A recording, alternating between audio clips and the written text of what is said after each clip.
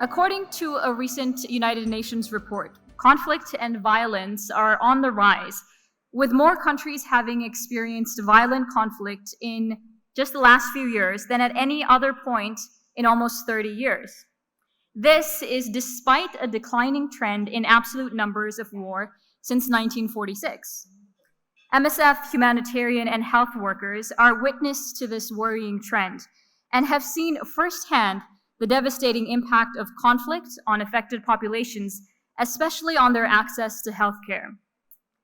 The gap between health threats and the ability of healthcare systems to address them poses a critical challenge for human security. At the same time, healthcare systems are amongst the most promising spaces for advancing the new generation of human security strategies, combining protection, empowerment, and solidarity. Investments in health ultimately strengthen resilience and stability around the world, much along the lines of what we have been hearing so far. And on that note, we will dive into our next session, Bracing for Impact, Health and Humanitarian Responses in the Context of Security Threats. Our panel is moderated by Dr. Maria Guevara. Dr. Guevara is MSF's International Medical Secretary. In her role, she is responsible for leading strong medical positioning of MSF, considering our operational realities and the fast-changing global health landscape. Dr. Maria, welcome.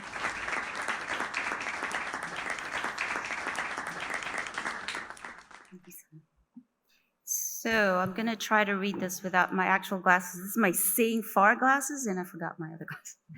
So welcome to the number 3 session of the day, Bracing for Impact, Health and Humanitarian Responses in the Context of Security Threats. So thank you, Sana, for the introduction and for finally getting everybody here on time. I know it's we had a lovely lunch, but as we know, we're heading into this dreaded hour of post-coma and what they call graveyard shift. So I'm going to try to alleviate this threat of this possible food coma and try to wake you up and hopefully answer to this and spur you on maybe a bit of thinking and in the call to action that Mr. Sanai have already mentioned that we need to get moving on. So we will continue to carry on the same kind of fireside chat. But I'm very lucky to have an exemption because I actually have 2 online speakers. So it's the exception to have hybrid and 1 in person. But before I begin, I just wanted to remind what we heard this morning. So you heard about the very real challenges faced by the most vulnerable, especially those forced from home and those who went without at the peak of the COVID pandemic. We also learned that the voice of the affected must be considered and integrated in partnerships, organizations to ensure health systems in the environment cater to the needs of all, irrespective of their mobility status. And that open source, knowledge sharing, collaborative approaches, intentions, and actions are essential in ensuring equitable access to quality healthcare services. We were reminded that inequality is bad for health, that structural violence is experienced through health and social disparities continue to prevail, despite health being a human right, due to ongoing health and social inequities, including and leading to health security. And we were warned that the effects of climate change and environmental forces will further exacerbate the vulnerability of the already vulnerable, increasing further spatial inequities. But underlying these very concrete medical humanitarian challenges are big, intersecting complex terms, language, and concepts, which have been circulating across the human landscape in the global health and the humanitarian arena for past decades. That could be considered as security threats in themselves. Tamam asked, how come it's not working? But probably because these concepts are not well understood, and they're not valued or respected, and they can lead to misinterpretation, narrative manipulation, and inappropriate health and humanitarian responses that inadvertently create more harm than good to our health and humanity. So the thread through all this and today is our humanity, but at the same time, The threat, in fact, across all these is humanity. It's us. So around mid-1990s,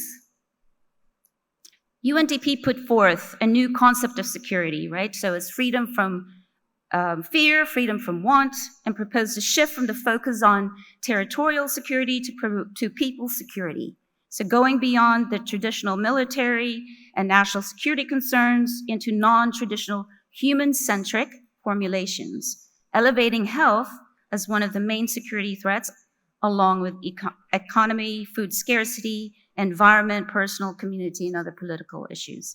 In the last decade since, the concept of human security has gained even more ground in what we call now the age of humans, the Anthropocene, in which human activity has become a dominant force, shaping the planet, bringing with it growing security threats as climate crisis, biodiversity collapse, food and water insecurity, and more, and which all fall within what we're calling today planetary health realm.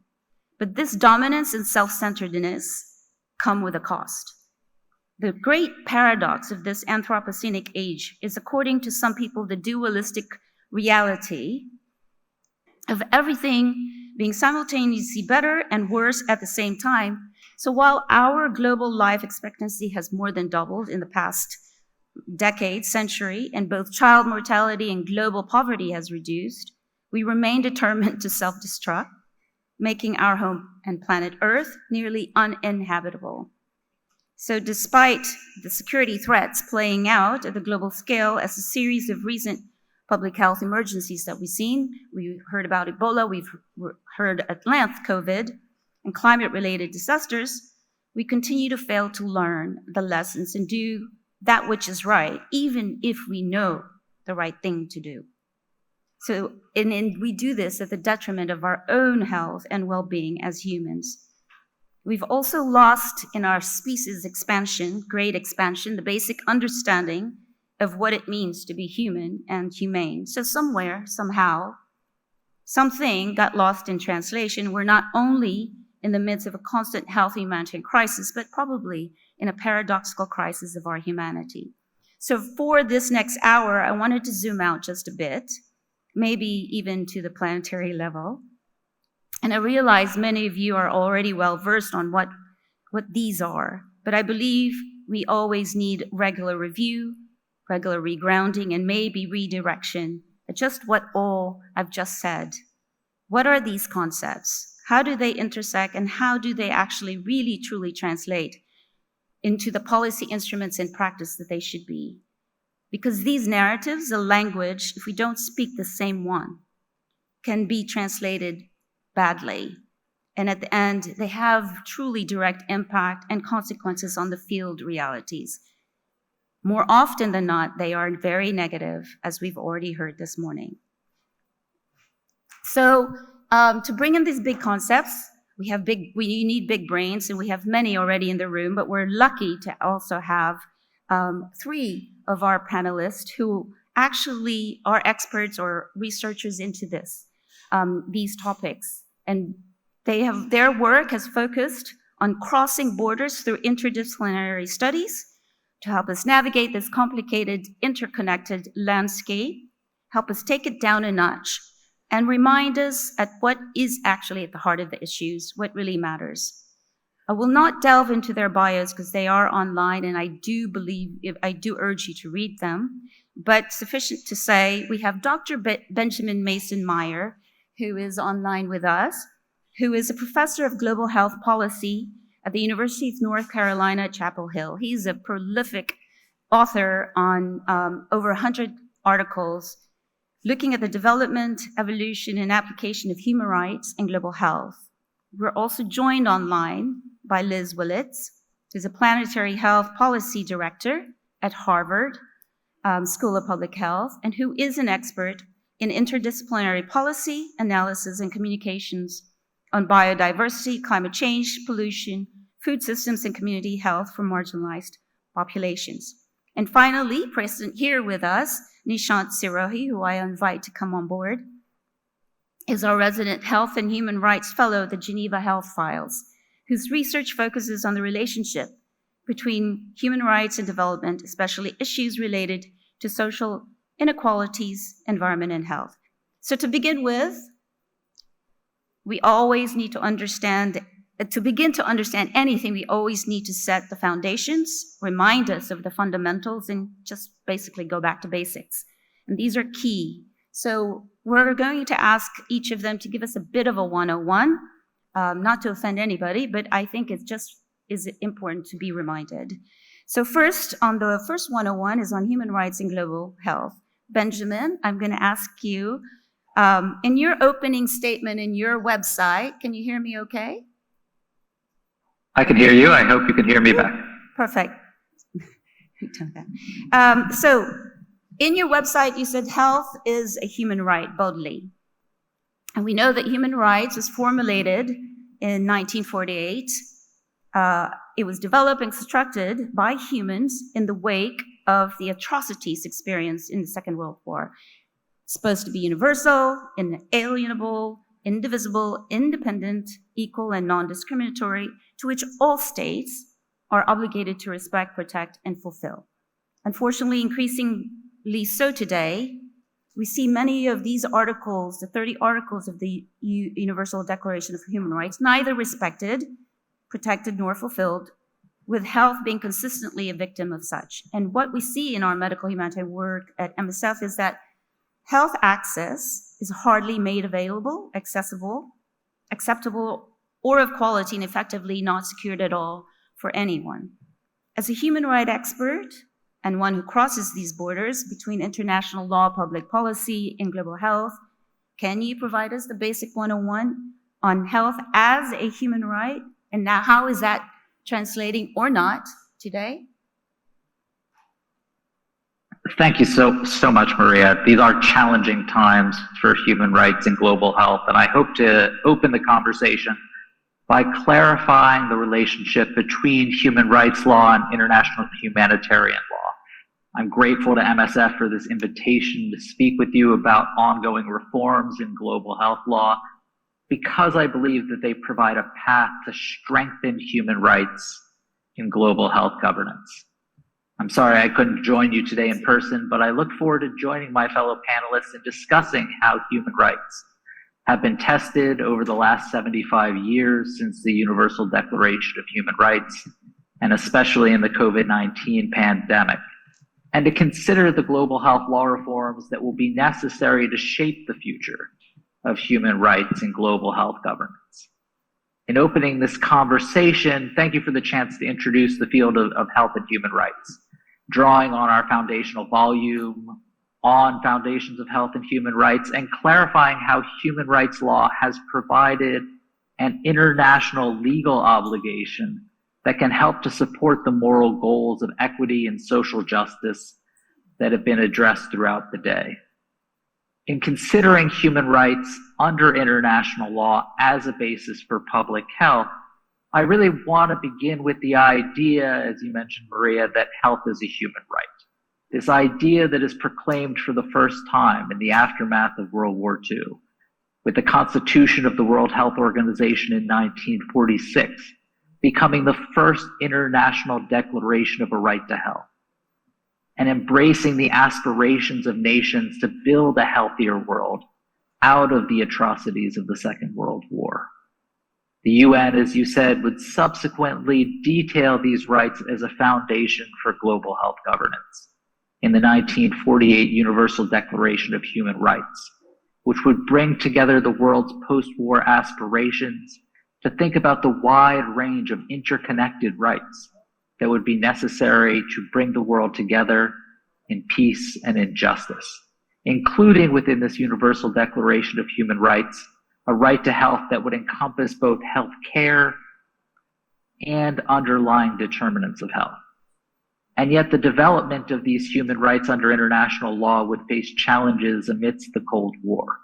We would see rights divided between positive rights that would encompass affirmative obligations on governments to ensure underlying basic needs, and negative rights that would seek to promote individual liberties against government intrusion.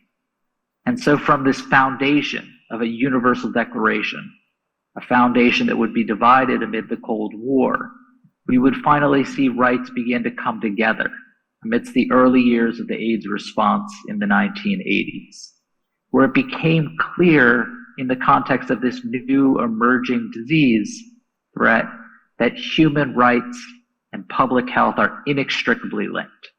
That in order to best promote public health, we need to protect human rights.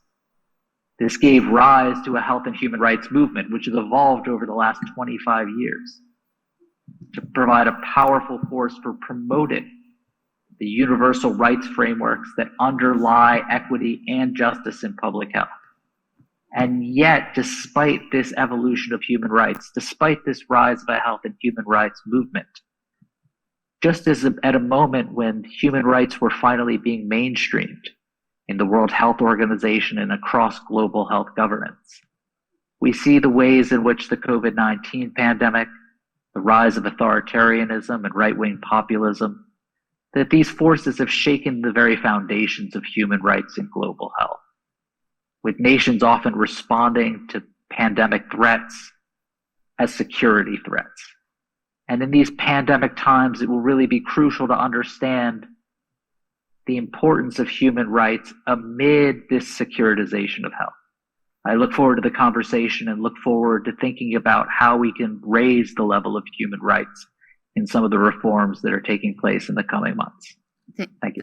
Thank you, Benjamin. Before I go to the other speakers, can I just ask you another question? Because you also co-wrote in 2013 about the evolution of the right to health at the WHO. You wrote about WHO's contribution, or the lack thereof, to the rights-based approach to health. You actually quoted, "They squandered opportunities to implement a rights-based approach to health and to own the right health language." What do you think these repercussions has had? And are you hopeful we will be able to recuperate from this early historic neglect? And it's really this Cold War neglect that frames the current outlook of the World Health Organization. And I think it's important to understand the important role that the World Health Organization can play in structuring human rights in global governance, in ensuring the implementation of human rights ensures public health.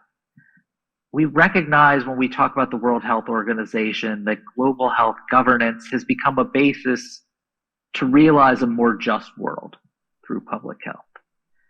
And we need to think about not just the World Health Organization, but the expansive range of international organizations and international partnerships that are necessary to bring the world together to realize human rights as universal.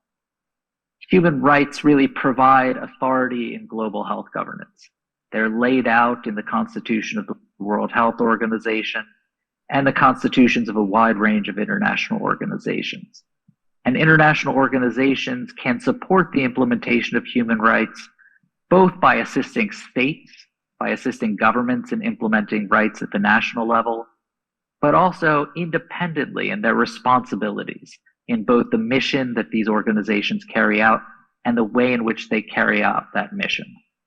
The World Health Organization, in the aftermath of the Cold War, drawing from the HIV/AIDS experience, has sought to bring human rights into a central role in global health governance.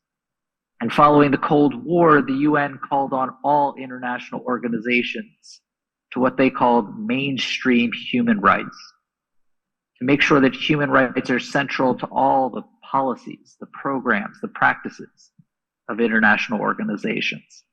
Human rights have since become central over the last 20 years to global health governance, beginning in the HIV response and across health issues and across levels of government.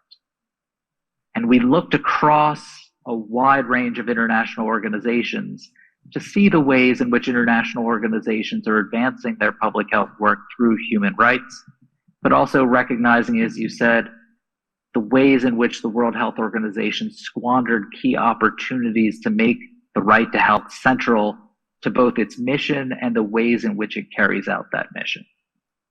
As we begin to focus on human rights in the World Health Organization, we need to ensure that as WHO considers reforms coming out of the COVID-19 pandemic, that the right to health is central to those reforms, and that the World Health Organization is able to take action to ensure that the highest attainable standard of health is a human right of all people everywhere. Thank you.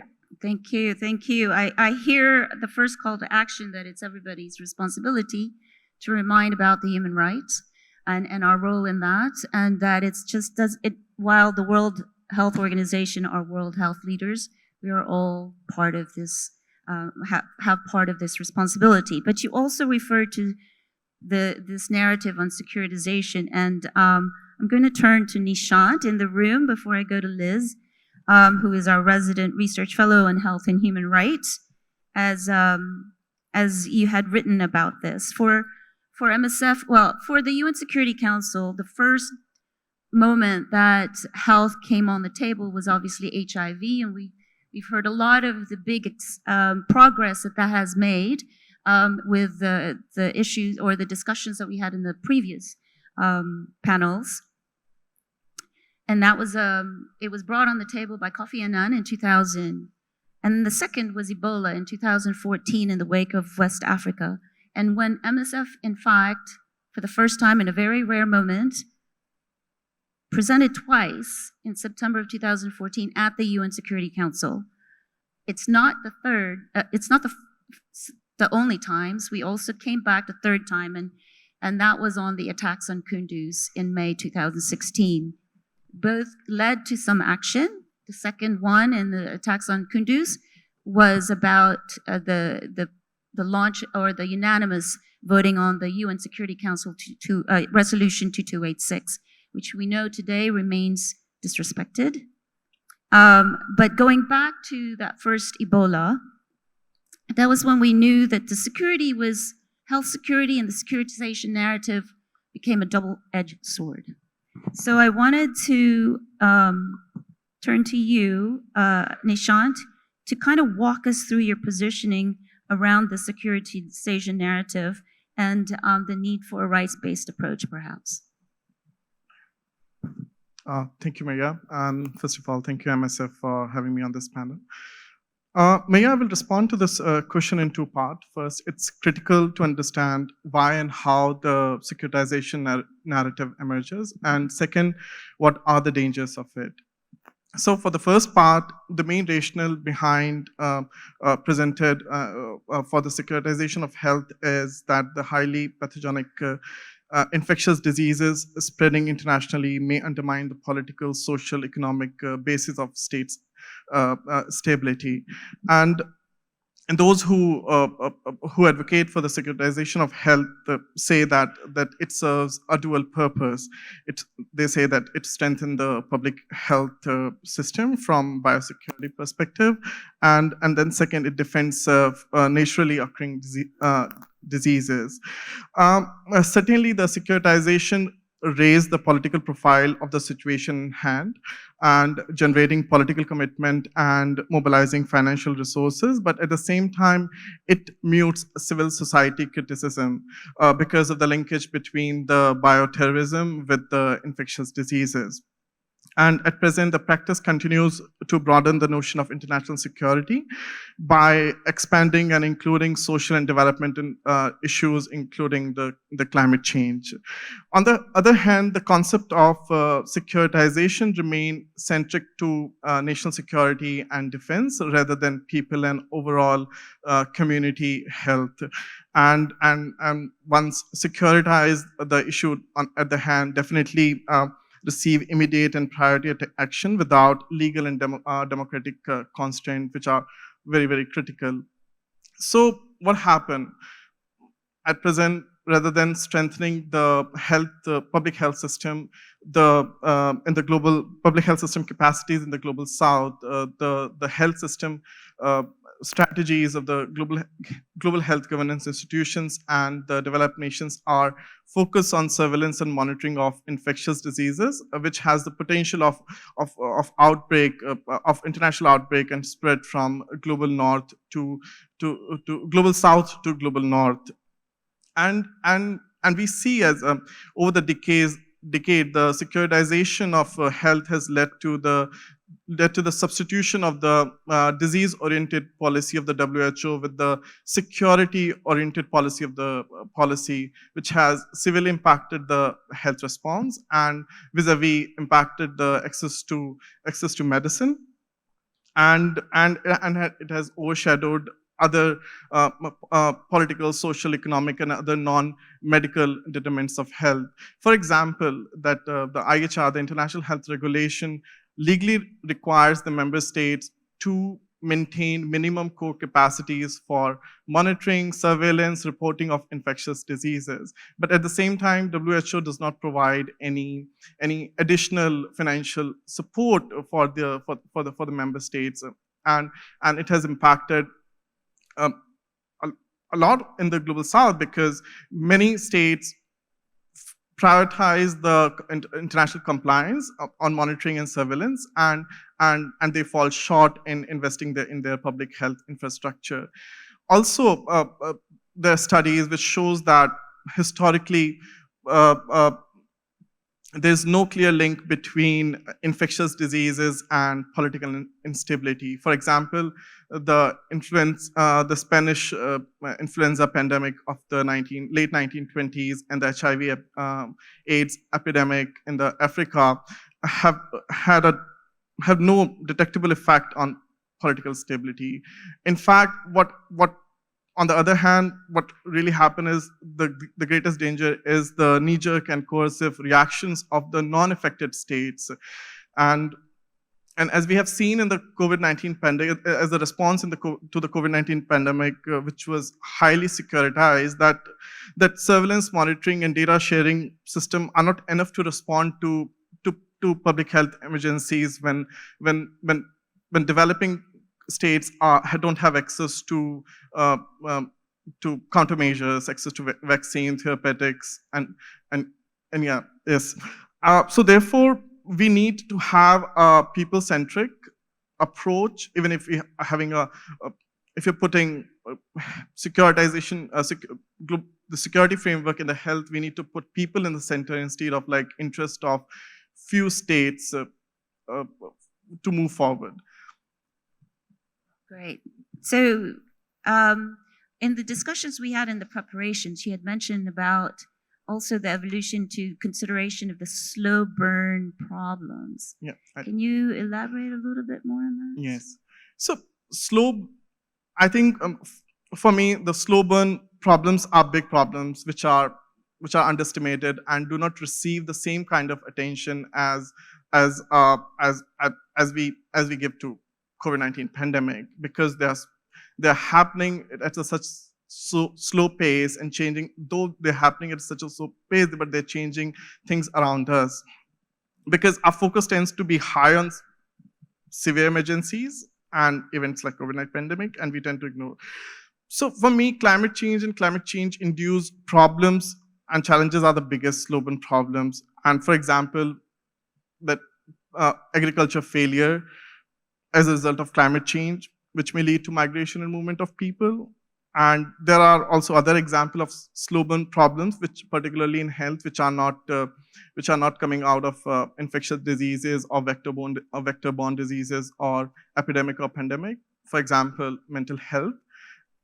And to speak more on this, suppose you are living in a city in the global south, which is flooded every year during the monsoon, and you have to move in and out, and over the years it built up, and definitely going to impact your mental health, and it has huge impact on your social and economic life. So I think this is very, very important, and I think in this context we need to connect our response to climate change and global health issues in one framework. And as I discussed in one of my paper, that the one way to do that is through a common but differentiate responsibility framework, which could and to have like a stronger, meaningful impact. Yeah. Excellent. So before I go to the slow burn and turn it normally to Liz, I just want to tease out one more issue about. Sorry, Liz, you have to wait a little bit more. Tease out a little bit on the rights and principles issues. And, you know, COVID, as we've heard, really tested that tension between the rights, the different rights, in fact. And we also heard clearly from Mr. Sainath the repercussions of lockdowns. So when the freedom of movement and health come colliding, maybe is a better word, especially in light of health emergencies. Historically, these restrictions on movement had been debated in the past, and it led to the drafting of the Syracuse Principles in 1984, which became an official document of the 41st session of the Commission on Human Rights as a guiding framework for the justification of limitations during a public emergency.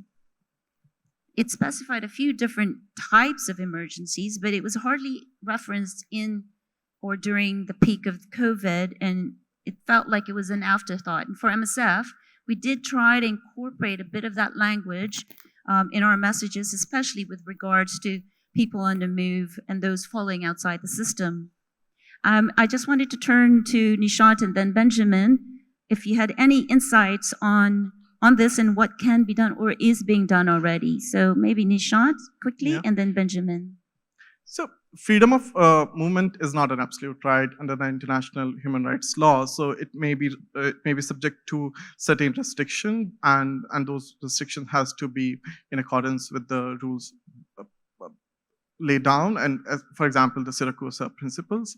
But I have to only one point, because I came across this study which says that it's by that the travel bans, border restrictions does not control infectious diseases. They are not helpful in any manner. It can only delay the spread of infection by days or maximum by weeks, but it's not any kind of like a proofing that you will not get any kind of impact from the infectious diseases. So freedom of movement should be like it's connected to the right to health, and it has also been discussed on length in the General Comment 616 on the freedom of movement by the UN Committee on the Socioeconomic Rights. Yeah, that's from me. Excellent. Benjamin, you want to compliment? And I think this is a really helpful way to start thinking about travel bans and the ineffectiveness of travel bans. Not just because they were harmful to human rights, but because they divided the world at a moment when the world needed to come together. And it highlighted the ways in which the Syracuse Principles are in many ways outdated. These Syracuse Principles, developed over 35 years ago by the International Commission of Jurists, really think about the ways in which any limitations of human rights in the context of a national emergency need to be necessary, they need to be developed under law, they need to be proportional to the threat, and they need to be non-discriminatory. And these principles provided a starting point in the 1980s for upholding human rights in emergency contexts, but they don't really address the specific context of public health emergencies. Public health emergencies are different than other kinds of emergencies. They don't just concern limitations on individual liberties, they concern a wide range of health-related human rights. And also they present challenges that aren't just national emergencies. They extend beyond national boundaries, and they require international assistance and cooperation. They really require global health governance. The rapid spread of COVID-19 really exposed, in a very real way, the inequities within and across societies. They magnified the ways in which marginalized and disadvantaged communities often become scapegoats, often become left behind in national responses. And we saw a wide range of COVID-19 responses that, yes, limited civil and political rights around travel bans and lockdowns, but we also saw limitations of the right to health and a wide range of other underlying determinants of health. And we saw a neglect of international obligations, of international assistance and cooperation through WHO. This response really revealed the need to strengthen accountability for human rights in a public health emergency, and to strengthen WHO governance in doing so. And in recognizing the limitations of the Syracuse Principles in the COVID-19 pandemic, the Global Health Law Consortium came together with the International Commission of Jurists that had originally developed the Syracuse Principles and launched a collaboration to develop a new set of principles and guidelines for human rights in public health emergencies. And it's an honor to serve as the chair of the Global Health Law Consortium through this process. And over the past 3 years, we've brought together hundreds of researchers and advocates throughout the world to build upon the Syracuse Principles and to lay out a path forward that recognizes the importance of human rights at all stages of public health emergencies, from prevention and preparedness to response and recovery. And the approach that's taken in this new set of principles makes real the recognition that protecting human rights and promoting public health are mutually reinforcing ideas, and that resilient health systems that are grounded in human rights are the foundation of our health and humanitarian response. And with these principles now complete and just launched this past month, it will be crucial to understand how these human rights principles can be implemented throughout the world. We face a number of challenges that can't be confined within national borders anymore. We have pressing public health emergencies, and we have these slow burn threats that Nishant raised. And these emergencies threaten not just nations, but they threaten the entire world. And we need to consider the ways in which we need global responses to global problems that can be grounded upon human rights. Thank you. Excellent. So thank you for bringing back the slow burn. So speaking of slow burn, and I know it's been a slow burn waiting for your turn, Liz, but I just wanted to turn to you now on this issue, because climate change has been described as the biggest global health threat in the 21st century. And so as an expert on climate change, biodiversity, and the environment, and your interdisciplinary work on policy analysis communications has meant facing those challenges of mobilizing knowledge and understanding these existential threats that are actually fast becoming a reality. So planetary health is one of those disciplinary framing that aims to highlight these intersections, the intersection of these threats with health of humans, animals, and the environment through an ecosystem thinking. And in MSF, we are using this framing and trying to understand and tease out the meaning of what it is, how it can be applied to our work. But it remains quite vague, quite kind of otherworldly for many. Can you tell us what is planetary health? And then I have a follow-up question on that. And because the dialogue or the narrative right now in the pandemic preparedness response is a lot of One Health approach, can you also help bridge that discussion? Thank you. Thank you, Maria, and thank you to MSF for having me here in this conference. It's a really exciting convergence of issues, and the linking of human rights, global health security, and planetary health is still an underdeveloped space, and it's exciting that MSF is really clearly connecting these dots and creating the platform for conversation on this. To build off what I've been hearing has taken place during the day and from my peers here on this panel, inviting planetary health into the space is really taking the opportunity to look at the relationship of the environment to human rights and the environment to global health security. Planetary health is essentially, it's an interdiscipline, it's a transdiscipline, looking at the interconnection of the health of all species and health with natural systems. It's conversely looking at how anthropogenic environmental degradation and destruction has adverse effects on health of humans and other species. And it's really taking kind of a bigger view that human civilization depends on the state of its natural systems. It's taking the idea that sustainability depends on an approach to policy that's looking at regeneration of those natural systems, not just a static state.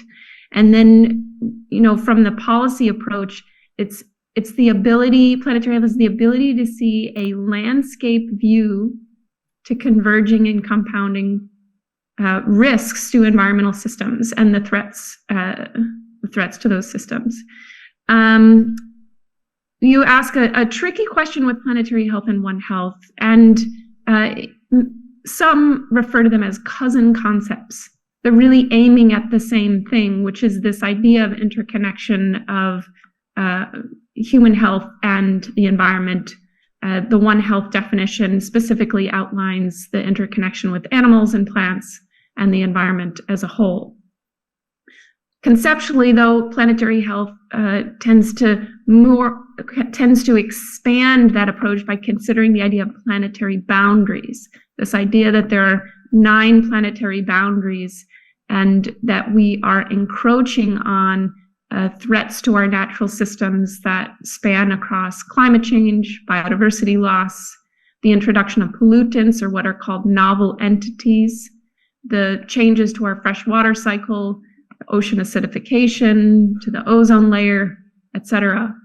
And that we have to look beyond the local scale, beyond the national and regional scale, to the global scale, and what kinds of impacts we're having on the natural systems at the planetary level, as those are in turn adversely impacting our health in major ways. In practice, one limitation we have with One Health can really come back to the conversation that my peers Benjamin and Nishant and yourself, Maria, have been discussing about the securitization of health and the focus of global health security and public health in the face of threats, as in practice, One Health has been recognized to be framed around communicable disease and the policy architectures and coordination structures that are intended to implement the idea of interconnected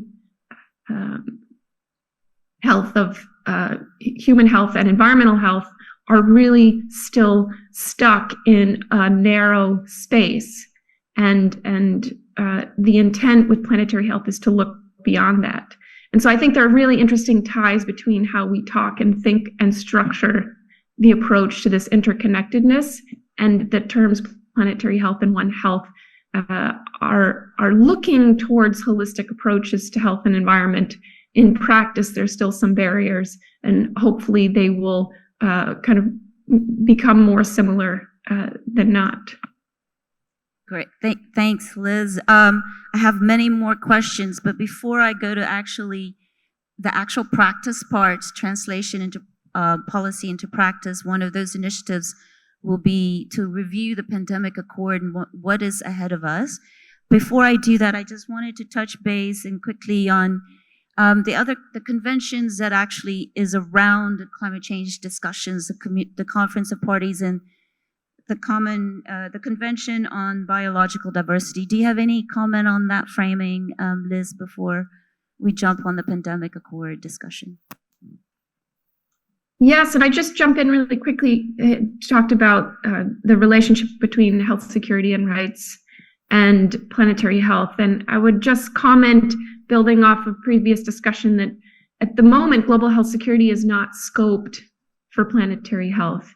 And it is also not scoped for intergenerational equity and other fields of equity and health equity.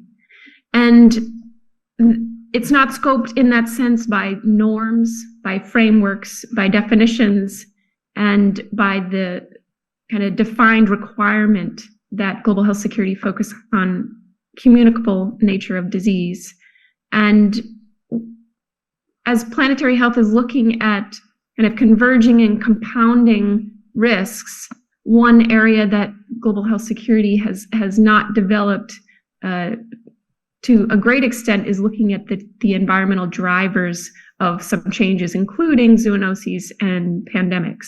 So in terms of looking at global health security, human rights, and planetary health, a space that deserves to be increasingly recognized as this relationship between the right to health and the right to a clean, healthy, sustainable environment.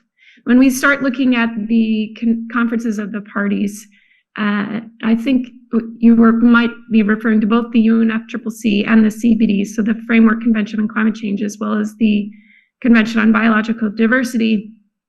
It's how are these discussion forums, negotiations, taking into account the idea of converging environmental risks? How are they taking into account these human rights principles and rights-based approaches? And there is a space for using these global governance platforms to recognize both of these, as well as the idea of encroaching planetary boundaries. We cannot solve converging problems by maintaining a siloed approach to either environmental health risks or to disease. And in terms of how these forums look to implement and mobilize countries to implement strategies, there is the development of national adaptation plans, NDCs, nationally determined contributions, national biodiversity strategies, and how can these be tools for planetary health, for tools for the health sector, and taking forward the idea that development planning really needs to look at both health and environment in one space.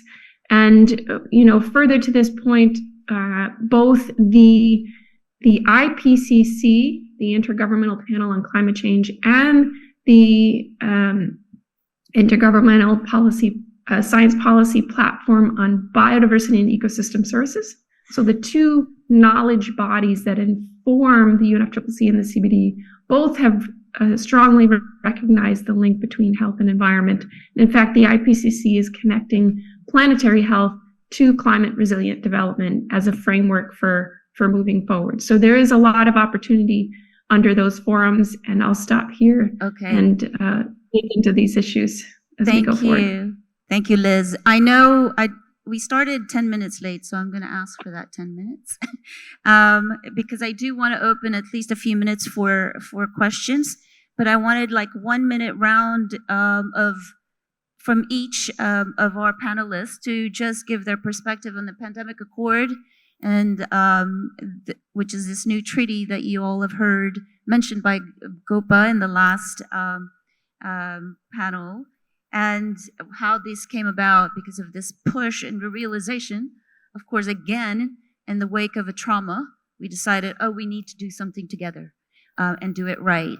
So it came from this kind of impetus. So maybe just to set the stage of what's going on with this Pandemic Accord, I'm going to ask you, Nishant. I'm going to go then to Liz to discuss the link with climate discussions, and then I'm going to end with Benjamin on what do we do about this and how can we as an organization like MSF engage. So first, Nishant, set the stage for us. Okay, I'll try to be as precise as I can, but those who are familiar with international lawmaking and international law, you may be aware about that whenever there are disconnect and discords in international law, so what the parties say, okay, let's sit together and let's do something about it. So this is what happened with the pandemic treaty or pandemic accord or pandemic instrument. So when in the 2021, when there was a huge imbalance in the vaccine distribution and access, and there was conversation around equity, solidarity, and cooperation. So the EU along with the allies and like-minded group, as they call, in the global health diplomacy, they said, okay, we should not have it again in the next international public health emergency. So they said, okay, let's sit together and have a pandemic treaty. So the conversation started to have these three elements, like equity, solidarity, and international cooperation in the global health law. But as the negotiation moved forward, the language on these issues get weaker and weaker or faded away. Like the principle of CBDR, it has reduced to very little. But at the same time, the language on early detection, digital technology for data collection, sharing, pathogen and genomic data sharing and stronger health system reporting mechanism is getting stronger and stronger. So this is what is happening at the moment in the pandemic. I mean, they set themselves a deadline for May 2024, and it's like 9 months from now, and they are still, and the member states are still working on the draft, which is going for the negotiation. So they are not even in the main negotiation; they are in the pre-negotiation phase, and they're still discussing that what kind of points or what kind of principle are we going to discuss in the main negotiation, which will lead to the pandemic treaty. Thanks for setting that stage. Liz, where are the opportunities from the climate perspective? Yes, thanks. It's a big topic, but I think the opportunities are to shift a greater focus to prevention. There is a significant, as Nishant was saying, a focus on response and how do we look at drivers. And with climate change, there is concern with changing in temperature in certain ecosystems has a great impact on the spillover of pathogens and zoonoses. There are many other interlinkages that can occur with the environmental degradation, encroaching planetary boundaries, and even within climate change itself. How is an international agreement, an international instrument aimed at governing pandemics, taking that into account? Is it strong enough? Are we really looking at some of the environmental threats that are occurring? And in versions of the draft, as recently as a couple of months ago, there was an attempt to look at how biodiversity and climate regimes can interrelate with the pandemic treaty, but I would still argue it needs to be more forefront and ensuring that the idea of pandemics and infectious disease is not overlooking the state of the environment and really potential future risks. And many of these risks are outlined in the IPCC reports and perhaps are not being taken into account in the draft negotiations. And perhaps some of the players that could be at the table to really elaborate and expand these discussions could be introduced. So I'll stop there.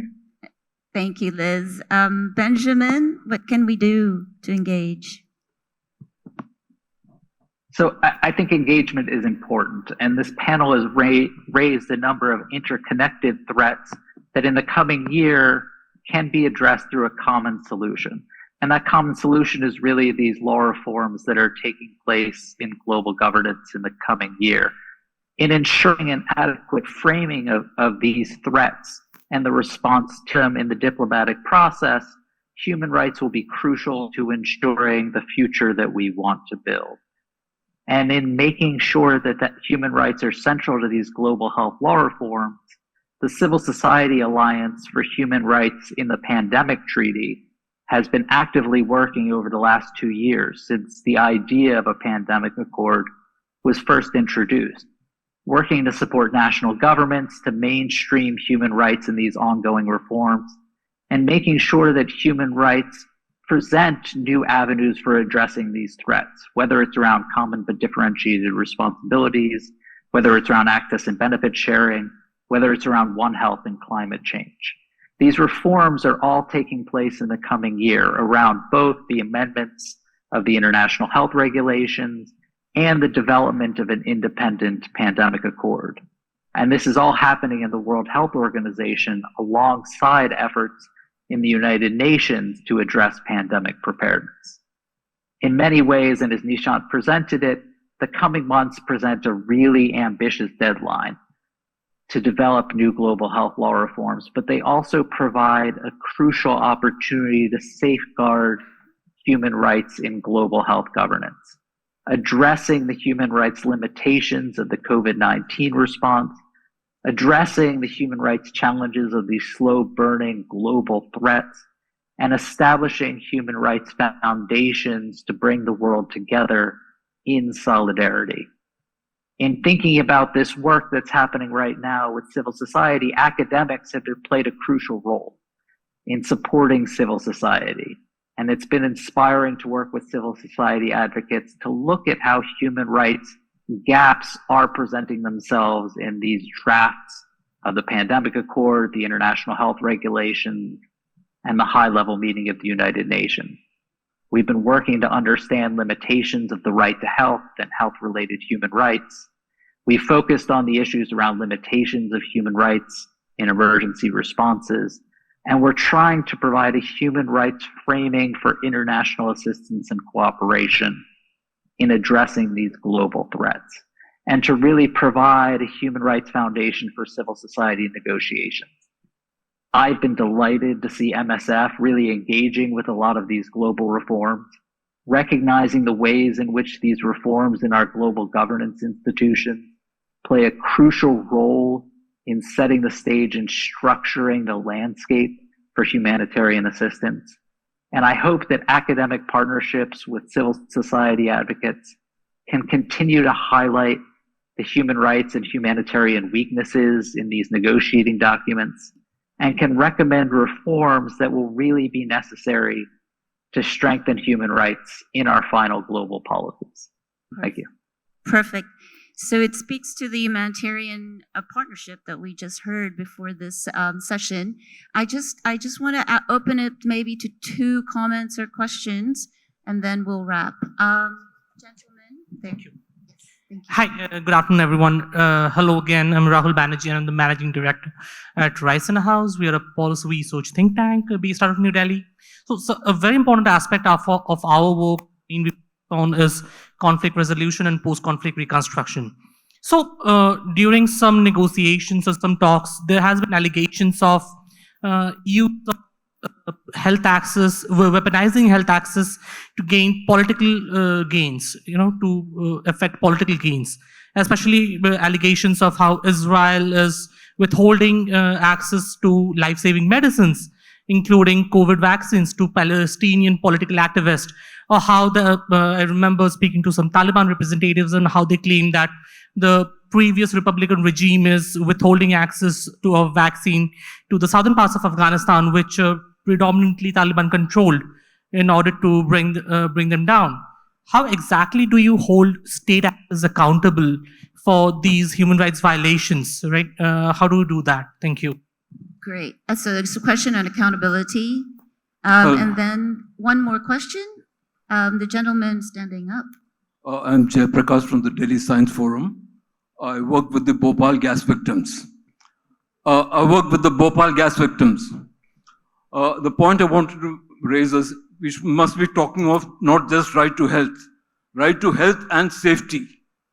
The Bhopal disaster took place because of adoption of double safety standards. Well, there were different safety standards in the US, and the company which was running in Bhopal had adopted inferior safety systems. My point is that MSF should support a single safety system, single standards. There can't be double standards in different countries. MSF should support adoption of a single safety system, single standard safety system. Thank you. That's a call to MSF.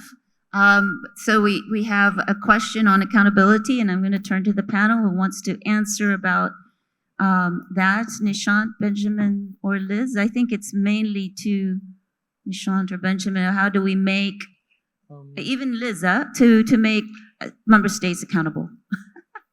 Good luck with that. Ben can explain on the accountability, but yeah, definitely when you securitize health, you definitely have, it's like action reaction, that the medicine vaccines will become the weapon in this securitization, or to and those who have in control of that holds the power on how they're going to navigate in that battlefield, and that's why it has severe impact on general population. And I think Ben can explain on accountability.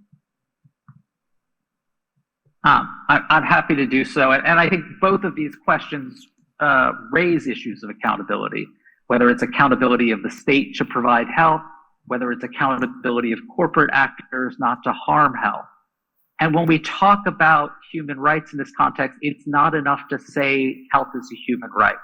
We need to make human rights a reality through public policy, through both national policy reforms and global policy reforms. And the United Nations system over the past 75 years has developed a series of accountability mechanisms. Accountability mechanisms under individual human rights treaties, whether it's about treaty bodies, whether it's about special rapporteurs, whether it's about the United Nations' new universal periodic reporting system, that monitoring and assessment is a way of shaming governments to take action to provide help for the most marginalized communities. Now, corporate accountability is a limitation of this because corporations aren't parties to human rights treaties. And yet it is a responsibility of governments in order to ensure that national policies protect people from corporate harms. And so Bhopal and the experience in Bhopal raises a question of national regulation to meet international standards in order to ensure that corporate actions don't violate human rights. And so whether it's the government violating human rights or whether it's corporations violating human rights, there's a role for international accountability through global governance to ensure that all people meet their obligations so that all people have a right to be healthy, not just in words, but in practice. Perfect. I guess Liz is nodding in agreement.